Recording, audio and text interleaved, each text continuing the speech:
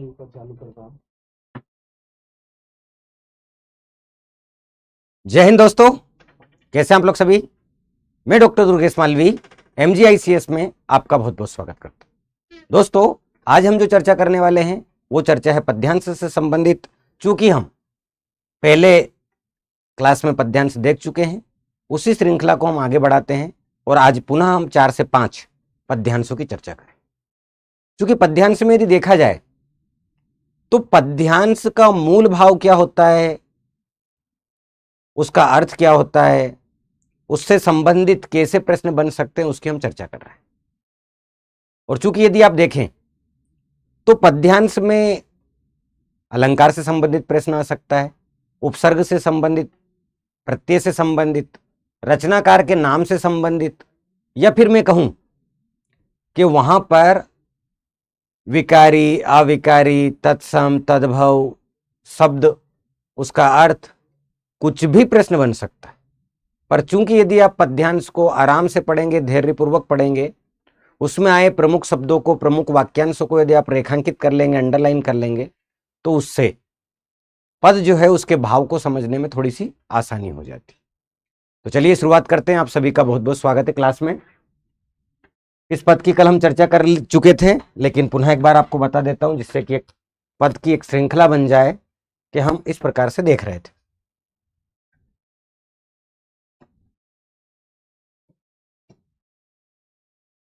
प्रश्न क्रमांक 1 से 5 निम्न पद्यांश को पढ़कर नीचे दिए गए प्रश्नों के उत्तर देना है आपको। और पद्यांश है दो न्याय अगर तो आधा दो, पर इसमें भी यदि बाधा हो तो दे दो केवल 5 गांव, रखो अपनी धरती तमाम। हम वहीं खुशी से खाएंगे, परिजन पर असी ना उठाएंगे, दुर्योधन वह भी दे न सका, आशीष समाज का ले न सका, उल्टे हरि को बांधने चला, जब नास मनुज पर छाता है, पहले विवेक मर जाता। दोस्तों, कल भी मैंने आपके सामने चर्चा की, ये जो पंक्तियां हैं आपकी हमारे राष्ट्रीय कवि श्री रामधारी सिंह दिनकर जी की है।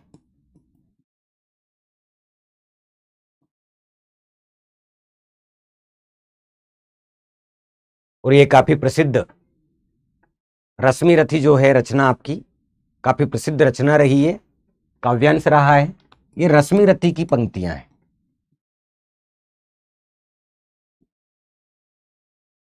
इसकी काफी प्रसिद्ध पंक्ति है जो आपने सुनी होगी।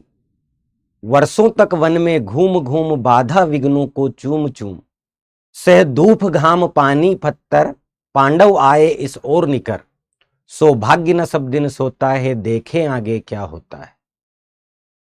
यानी कि ये जो पंक्तियां हैं ये इसी पुस्तक से, इसी रश्मि रथी से ली गई है।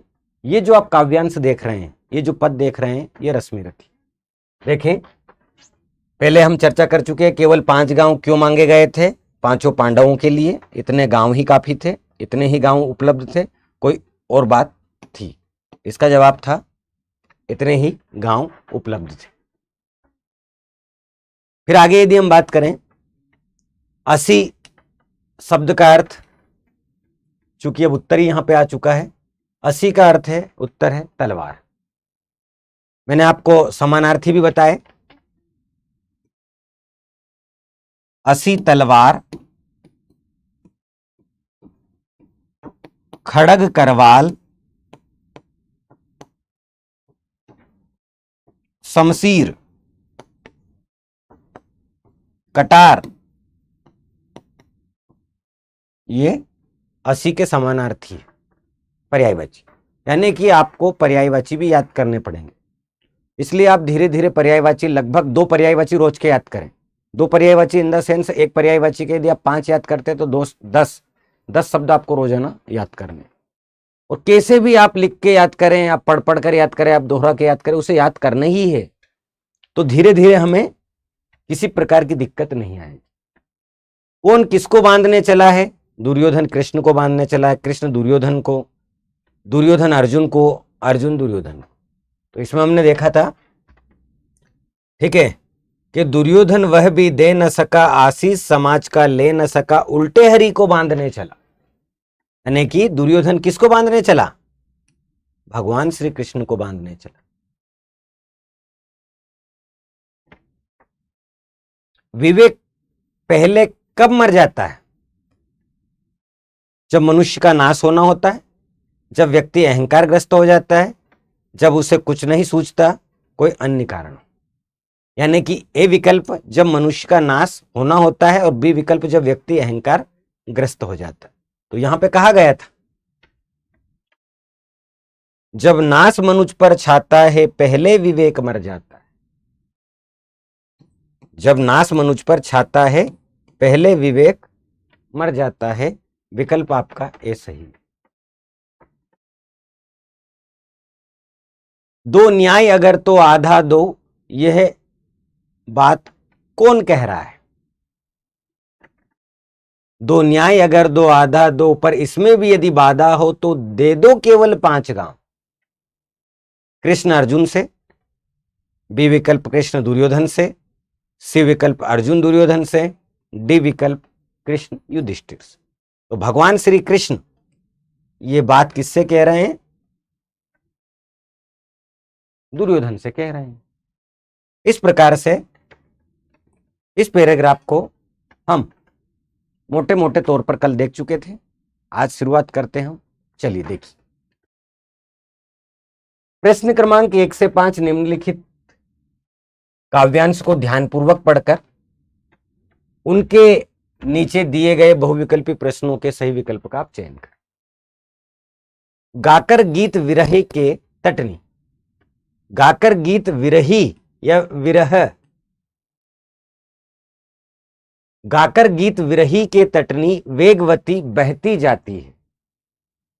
दिल हल्का कर लेने को उपलों से कुछ कहती जाती है। तट पर एक गुलाब सोचता, देते स्वर यदि मुझे विधाता। तट पर एक गुलाब सोचता, देते स्वर यदि मुझे विधाता। अपने पतझर के सपनों का मैं भी जग के गीत सुनाता। मैं भी जग को गीत सुनाता, गा गाकर बह रही निर्झरी, निर्झर, निर्झरनी।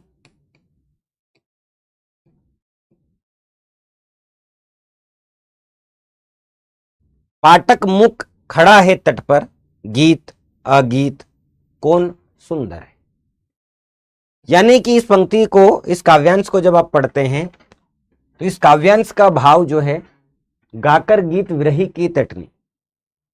नदी बह रही है, प्रवाहमान है, गतिमान है, और उसके दोनों छोर, उसके दोनों तट, उसके दोनों किनारे, वो क्या कह रहे हैं? वेगवती बहती जाती। नदी वेग से बह रही है।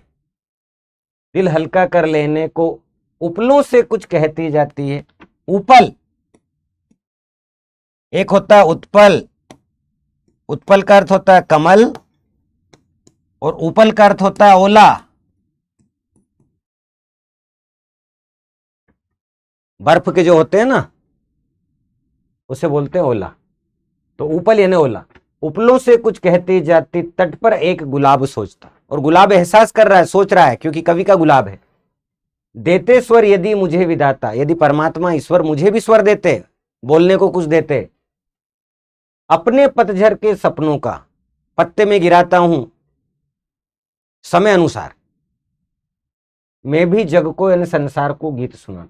गा गाकर बह रही निर्झरी या निर्झरनी, मतलब नदी। पाटल मुख खड़ा है तट पर, दोनों पर एक स्थिर। गीत अगीत कौन सुंदर है। नदी गीत गा रही है, प्रेम के गीत गा रही है, मिलन के गीत गा रही है, विरह के गीत गा रही है, भक्ति के गीत। गाकर गीत विरह के तटनी, किसके गीत गा रही है? वियोग के गीत गा रही है, विरह के गीत गा रही है, विप्रलंभ के गीत गा रही है।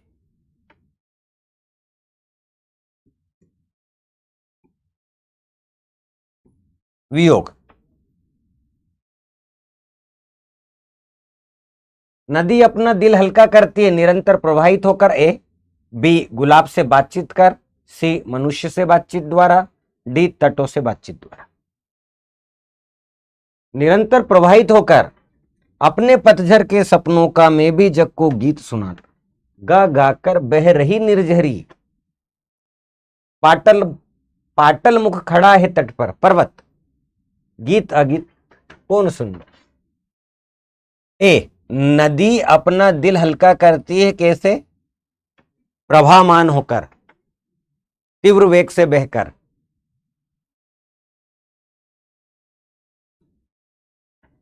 गुलाब का हृदय व्यथित है, दुखी है।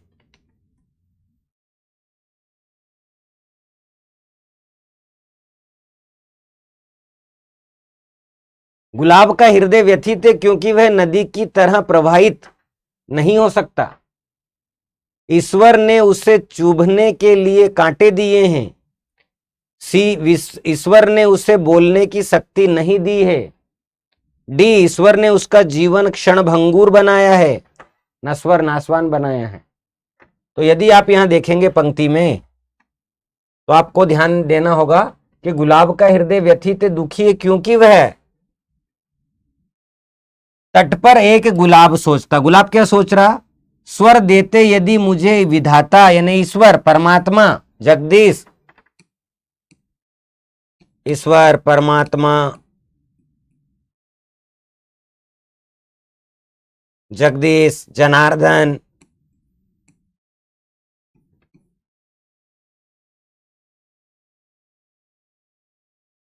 विधाता, अपने पतझर के सपनों का मैं भी जग को, जग, जग यानी जगत, भव, संसार,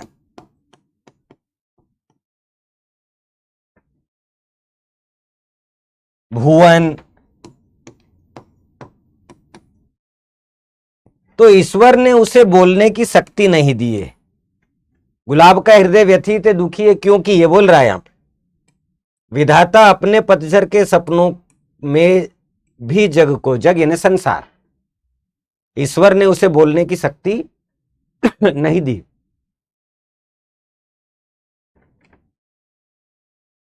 पतझर के सपनों का गीत कौन किसे सुनाना चाहता है,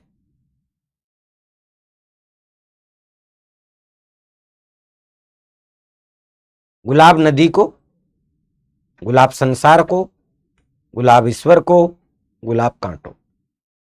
क्या कह रहा था, मैं भी जग को गीत सुनाता। गुलाब संसार को क्या सुनाता, सपनों का गीत सुनाता। बी विकल्प।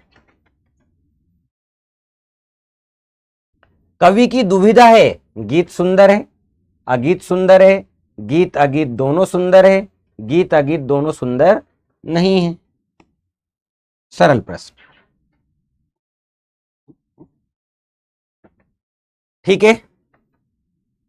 तो चले देखें, ये पद्यांश की हमने चर्चा की। अगला पद्यांश पूरा अब आप पर है।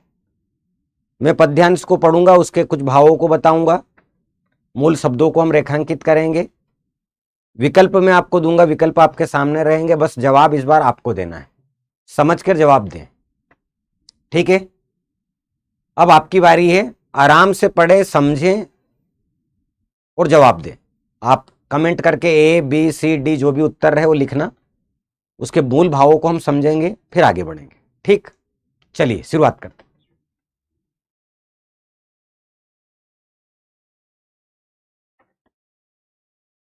प्रश्न क्रमांक 1 से 5, निम्नलिखित काव्य प्लसंस काव्यांश को ध्यानपूर्वक पढ़कर उनके नीचे दिए गए बहुविकल्पी प्रश्नों में सही विकल्प का चयन करें। सुना है दधीची का वह त्याग, हमारा जातीयता विकास, पुरंदर ने पवी से हे लिखा, अस्थि युग का मेरा इतिहास, सिंधु सा विस्तृत और अथाह एक निर्वासित का उत्साह, दे रहा अभी दिखाई भग्न मग्न रत्नाकर,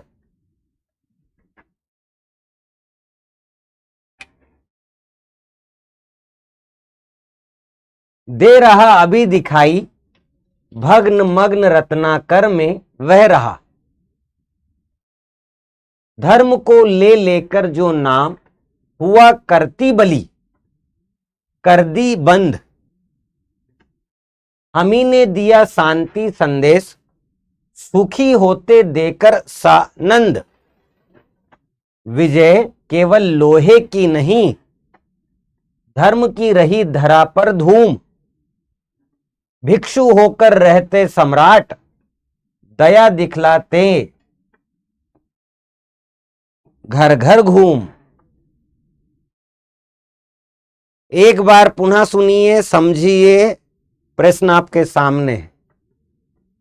सुना है दधीची का वह त्याग हमारा जातीयता विकास। पुरंदर ने पवी से लिखा है अस्थि युग का मेरा इतिहास। सिंधु सा विस्तृत और अथाह एक निर्वासित का उत्साह। दे रहा अभी दिखाई भग्न मग्न रत्नाकर में वह रहा। धर्म को ले लेकर जो नाम हुआ करती बलि, कर दी बंद। हमी ने दिया शांति संदेश, सुखी होते देकर सानंद। सा प्लस आनंद। विजय केवल लोहे की नहीं, धर्म की रही धरा पर धूम। भिक्षु होकर रहते सम्राट, दया दिखलाते घर घर घूम। दधीची ने क्या त्याग किया था? धन का त्याग, शरीर का त्याग, अपनी अस्थियों का त्याग, अपने व्रत का त्याग। विकल्प ए, विकल्प बी, विकल्प सी और विकल्प डी, कौन सा जवाब होगा बताइए।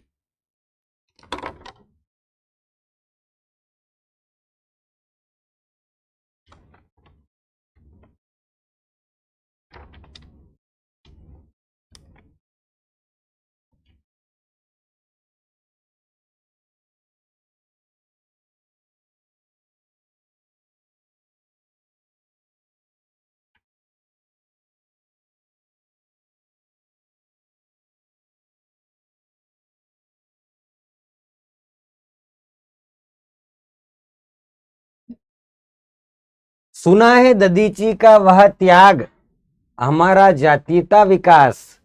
दधीची ने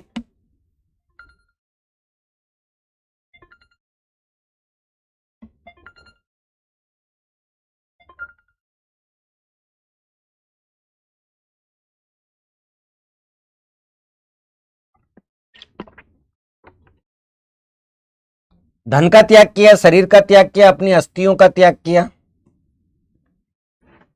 बताइए। जो विद्यार्थी देख रहे हैं वो जवाब दें।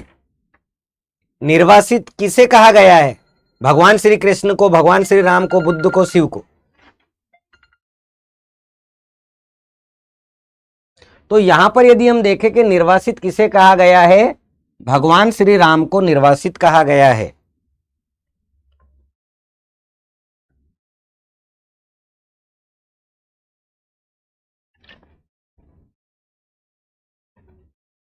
धर्म के नाम पर बलि से क्या आशय है?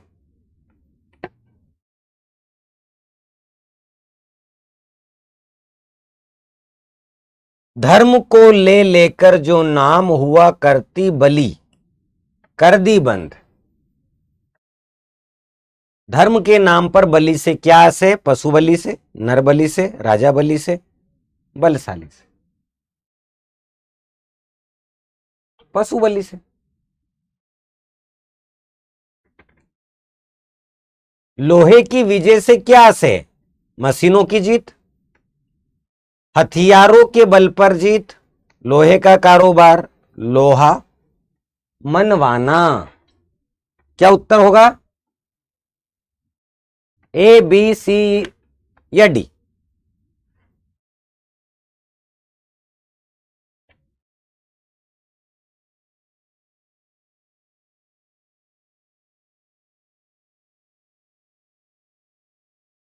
हथियारों के बल पर। यदि आप देखें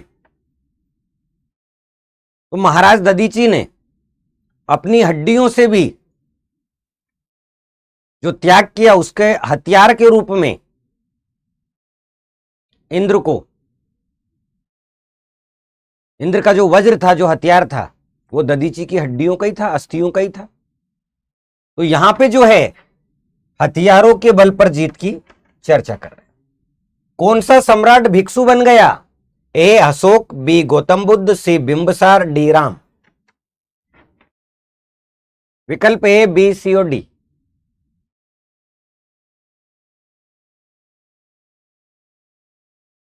बताइए।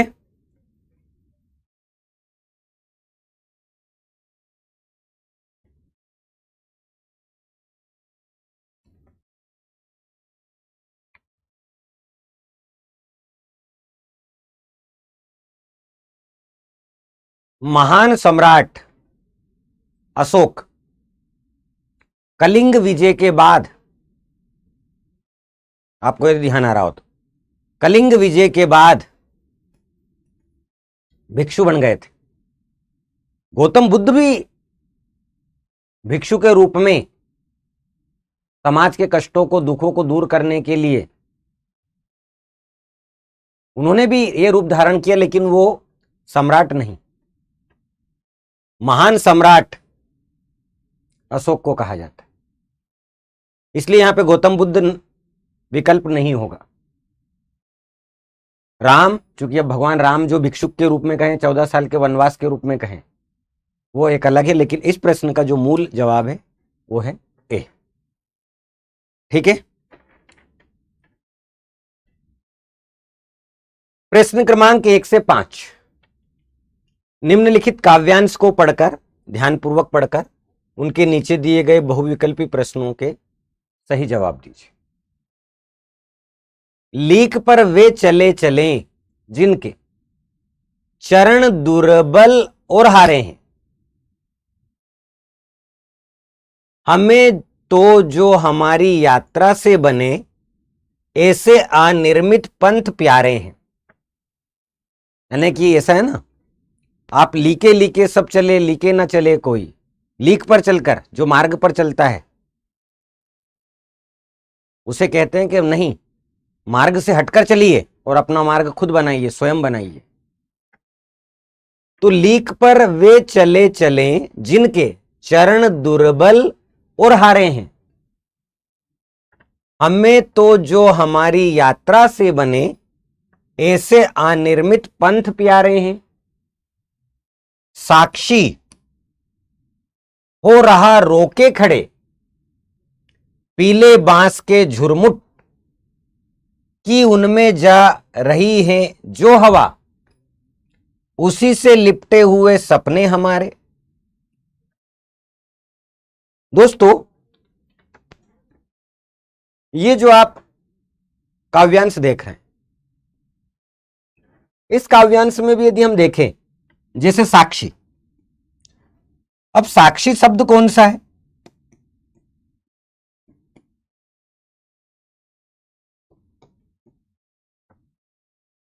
तो ये साक्षी जो शब्द है, ये आपका तत्सम शब्द है।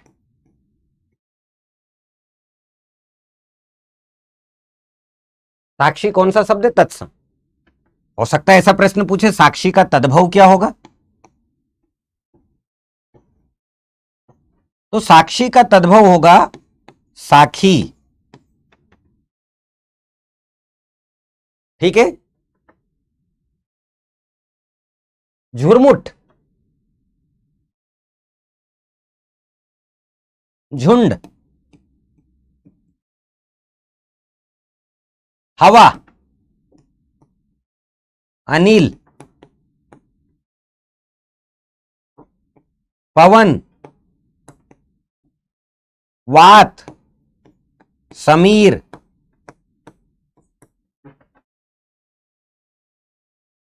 ऐसे प्रश्न बन सकते हैं। वो क्या करेगा? शब्द में देगा, शब्द में से एक शब्द, उसके मूल अर्थ को पूछ लेगा। किसी पंक्ति में उस पंक्ति को रेखांकित कर देगा, उसमें अलंकार पूछ लेगा। अनिर्मित, अनिर्मित शब्द में कौन सा गण है? छंद से पूछ सकता है। तो अनिर्मित में यदि हम देखें, लघु, लघु, गुरु लघु, यानी कि एक गण है और एक लघु है, और गण का नाम याद होना चाहिए आपको। और आपको सूत्र यदि याद है, या माता राजभान सलगा, तो आप इसका जवाब दे सकते। सलगा, सगन, सगण और लघु है इसमें,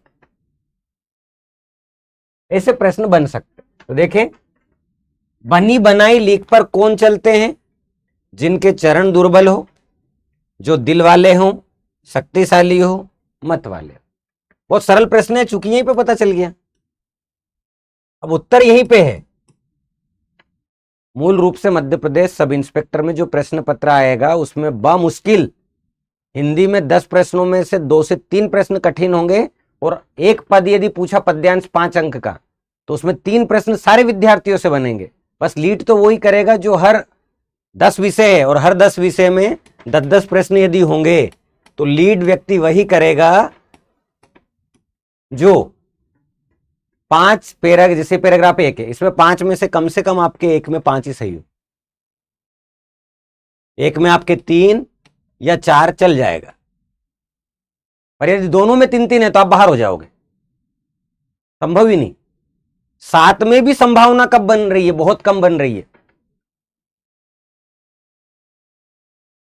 आपका एवरेज 8-9 के बीच का हो, और यदि सरल आए, गद्यांश या पद्यांश सरल आए, फिर तो 10 के 10 ही बन जाएंगे बच्चों से।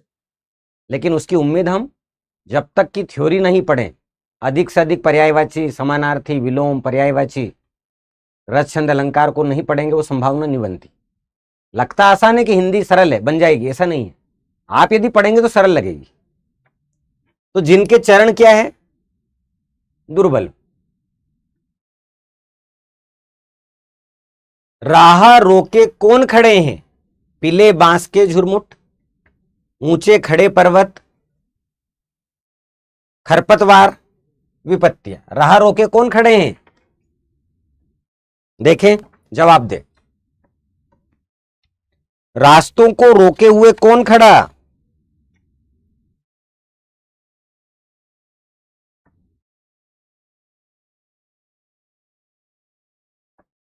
साक्षी हो रहा रोके खड़े, साक्षी हो राह, राह रोके खड़े पीले बांस के झुरमुट। विपत्तियां तो सबको रोकती है, पर यहां जब आप पढ़ेंगे साक्षी हो रहा रोके खड़े पीले बांस के झुरमुट की उनमें जा रही जो हवा, उसी से लिपटे हुए सपने हमारे। पीले बांस के झुरमुट राह को, रास्ते को रोके खड़े। कवि के सपने किससे लिपटे हैं? आपके वृक्षों से, यह आम होगा शायद। बादलों से, पर्वतों से, बहने वाली हवा से। कवि के सपने किससे लिपटे हैं? कि उनमें जा रही है जो हवा, उसी से लिपटे हुए सपने हमारे।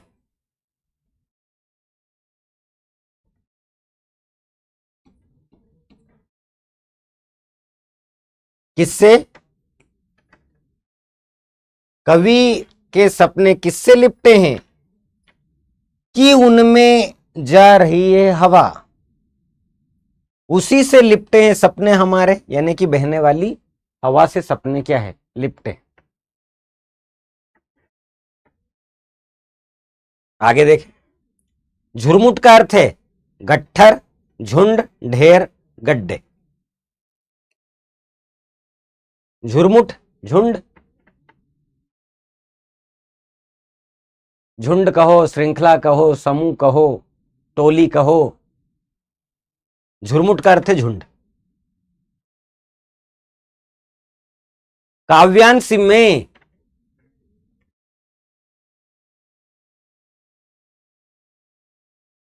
लिपटे हुए, काव्यांश में लिपटे हुए का अर्थ है जुड़े हुए, मर्मरते हुए, फंसे हुए, चिपके हुए। लिपटे हुए हैं, अर्थ क्या है? वो जुड़े हुए हैं,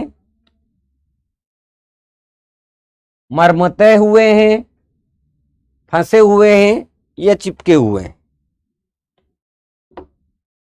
क्या है?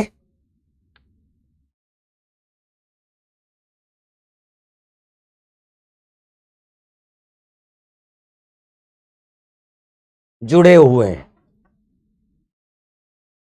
लीक पर वे चले चले जिनके चरण दुर्बल और हारे हैं, हमें तो जो हमारी यात्रा से बने ऐसे अनिर्मित पंथ प्यारे हैं। साक्षी हो रहा रोके खड़े पीले बांस के झुरमुट, कि उनमें जा रही जो हवा उसी से लिपटे हुए सपने हमारे हैं। लिपटे हुए, जुड़े हुए। कांटे और कलियां किसकी प्रतीक है? ध्यान दें, ये पद आप देख रहे हैं। प्रश्न क्रमांक 1 से 5 निम्नलिखित काव्यांश को ध्यानपूर्वक पढ़ें। पढ़कर उनके नीचे दिए गए बहुविकल्पी प्रश्नों में सही विकल्प का चयन करें। हम सच नहीं, हम सच नहीं, सच तुम नहीं, सच है महज संघर्ष ही। संघर्ष से हटकर जिए तो क्या जिए, हम या कि तुम। जो नत हुआ वह मृत हुआ, जो वृत से झड़कर कुसुम पुष्प। जो लक्ष्य भूल रुका नहीं, जो हार देखा झुका नहीं, जिसने प्रणय पाथे माना जीत उसकी ही रही। सच हम नहीं, सच तुम नहीं। ऐसा करो जिससे ना प्राणों में कहीं जड़ता रहे, जो है जहां चुपचाप अपने आप से लड़ता रहे। जो भी परिस्थितियों या परिस्थितियां मिले, कांटे चुभे, कलियां खिले, हारे नहीं इंसान। संदेश जीवन का यही, सच हम नहीं, सच तुम नहीं। यानी कि ये जो भाव आप देख रहे हैं, ये जो पंक्तियां आप देख रहे हैं कि सच हम नहीं, सच तुम नहीं, सच है महज संघर्षी। और जो संघर्ष करेगा वो सृजन करेगा, जो संघर्ष करेगा वो सृजन करेगा, और जो सृजन करेगा वही इतिहास रचेगा।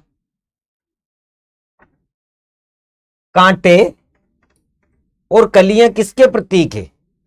सुख खुशियां, आशा निराशा, सुख दुख, संकट बाधा। आशा और निराशा। कांटे दुख है, कलियां सुख है। सुख और दुख।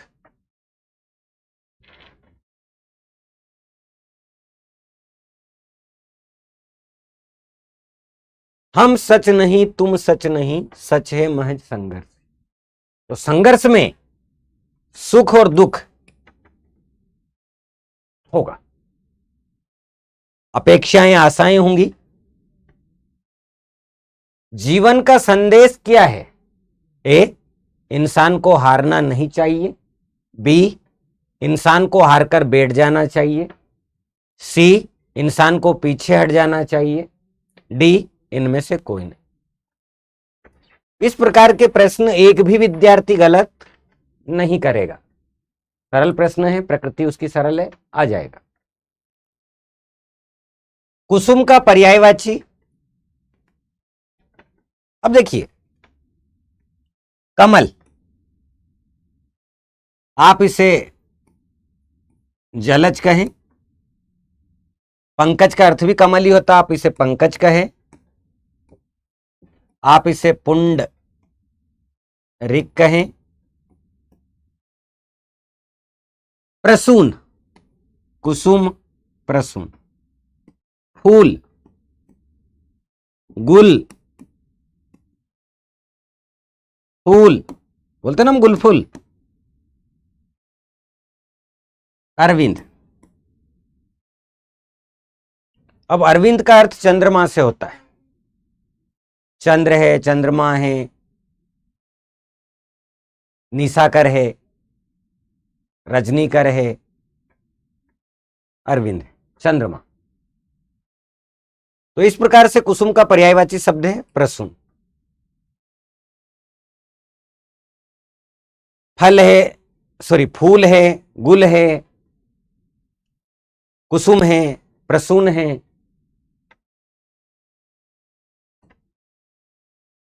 जीवन का सच क्या है? चुपचाप परेशानियों से लड़ते रहना। ए। बी, जेब काटना। सी, संघर्ष। डी, आराम। जीवन का सच, सच क्या है बताइए, क्या होगा सच? ए, बी और सी और डी।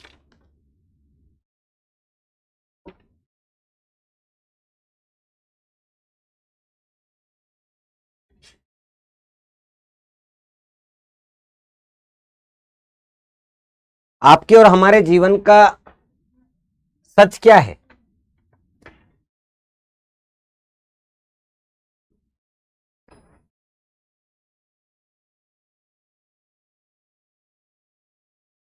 सच महज संघर्ष है, और संघर्ष करोगे तो सृजन होगा।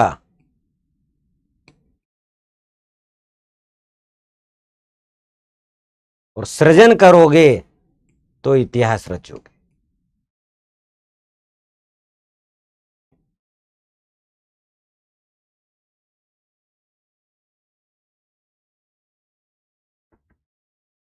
हम सच नहीं, सच तुम नहीं, सच है महज संघर्ष ही। दूसरी पंक्ति में ही जवाब था। पाथे का संबंध किससे है? पथ से, मकान से, शिक्षा से, उद्योग।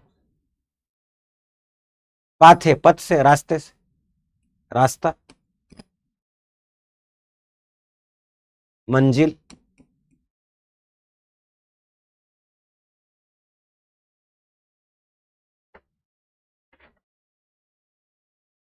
ठीक है दोस्तों, यहां से जिस शब्द को वो उठाकर प्रश्न बनाएगा वैसे प्रश्न बन जाएंगे। समझना आपको है कि वो क्या चाहता है, क्योंकि यदि मैं यहां पे कहूं, ध्यान देना, जब हम यहां से किसी शब्द को उठाएं और उस शब्द के बारे में उसका कोई समानार्थी पूछें, उसकी कोई संधि पूछें, उसमें से कोई अलंकार निकालें, तो परिस्थितियां वश जैसा प्रश्न गद्यांश में बनेगा वैसे जवाब आपको देने हैं। क्योंकि उसने यहां शब्द उठाया था कुसुम, तो हमने प्रसून बताया, शब्द को वो उठा सकता है। लक्ष्य,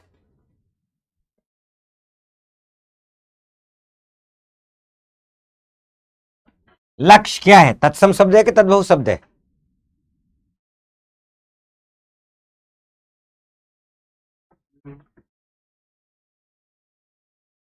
तत्सम शब्द।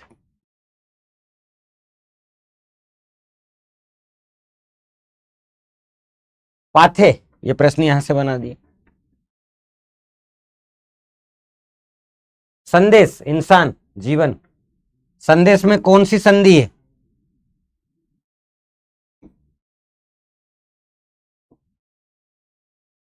संधि पूछ रहे। संदेश व्यक्तिवाचक संज्ञा है कि जातिवाचक संज्ञा है कि भाववाचक संज्ञा है? इस प्रकार के प्रश्न पैराग्राफ से आएंगे। तो पैराग्राफ को पढ़ने के बाद, काव्यांश को पढ़ने के बाद हम ये नहीं कह सकते कि क्या प्रश्न बन रहा है। पैराग्राफ पूर्व के ही परीक्षाओं में आए हुए को उठा देगा और प्रश्न जो है उसको चेंज कर देगा। पैराग्राफ वही था, प्रश्न चेंज हो गए। ये आपको समझना पड़ेगा। ठीक है दोस्तों, तो इस प्रकार से आज हमने 4 से 5 पद्यांशों की चर्चा की। आशा और उम्मीद करते हैं आपसे पैराग्राफ से संबंधित, पद्यांश से संबंधित जो प्रश्न बन रहे हैं उन टॉपिकों को आप करें। MGICS के YouTube चैनल पर भी हमने जो अभी तक चैप्टर लगभग 6 से 7 पढ़े हैं उसको आप एक बार देख लें, क्योंकि कल की क्लास के बाद कल वापस हम पद्यांश को पढ़ेंगे।